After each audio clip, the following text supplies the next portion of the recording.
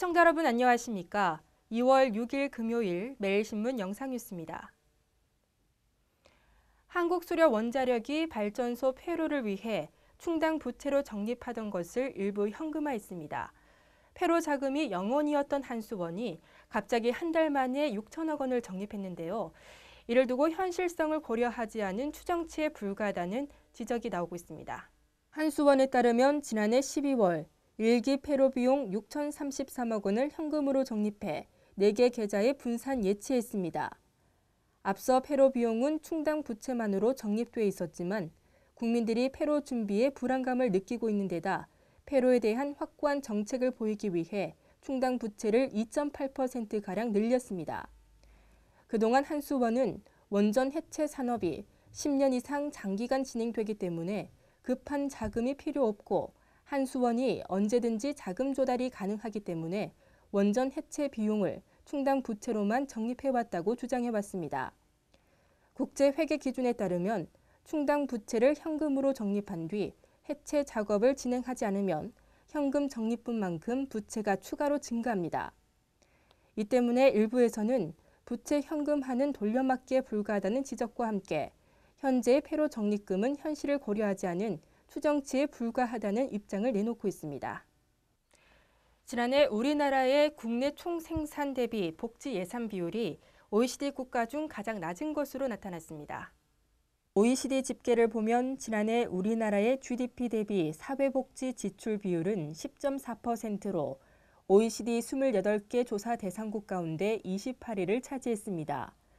국민들이 낸 세금에 국민연금, 건강보험 등 사회보험료를 더한 총액이 GDP에서 차지하는 비중인 국민부담률 역시 24.3%로 지난 2013년 기준 30개국 중 28위를 차지했습니다.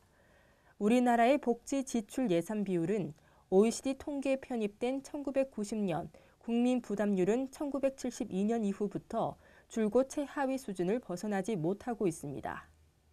경북 포항 야구장에서 올해 프로야구 10경기가 치러집니다. 포항시에 따르면 삼성 라이온즈 구단과 협의를 거쳐 올해 삼성의 홈 10경기를 포항 야구장에서 열기로 했습니다. 경기 일정을 보면 6월 2일부터 4일 롯데 자이언트, 7월 14일부터 16일 넥센 히어로즈와 각각 주중 3연전을 치릅니다. 또 8월 6일부터 7일 SK 와이번즈, 8월 15일부터 16일에는 하나 이글스와 주말 2연전이 열립니다. 올해 프로야구는 19단 KT 위즈가 합류해 월요일을 제외한 매일 경기가 열리고 팀당 경기 수도 작년 128경기에서 144경기로 늘어납니다. 저가 항공사가 항공권 환불을 지연시키거나 거부해 피해를 보는 사례가 크게 증가하고 있습니다. 소비자 문제연구소인 커슈머리 서치는 저가 항공사로 인한 소비자 피해가 지난해 146건이 접수돼 1년 전보다 240% 늘어났다고 밝혔습니다.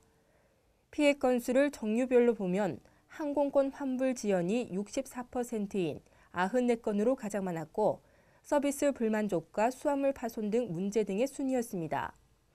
환불이나 지연 피해가 크게 늘어난 것은 저가 항공사들이 고객의 환불 요구에 대해 과도한 수수료를 부과했기 때문으로 분석됐습니다. 지난달 수입차 신규 등록이 사상 최다를 기록했습니다.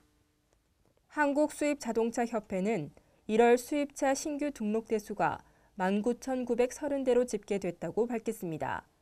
이는 지난해 1월보다 34.2%, 지난해 12월보다는 16.4% 늘어난 것으로 종전 최다 기록인 작년 7월에 18,112대를 넘어서는 사상 최고 수치입니다. 브랜드별로는 메르세데스 벤츠가 4,367대로 1위를 차지했고 아우디와 BMW, 폴스바겐 등이 뒤를 이었습니다.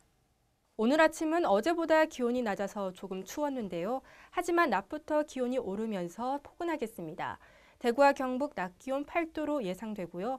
이번 주말에도 온화한 날씨가 계속 이어지겠습니다. 이상으로 매일신문 뉴스를 마치겠습니다. 시청해주신 여러분 고맙습니다.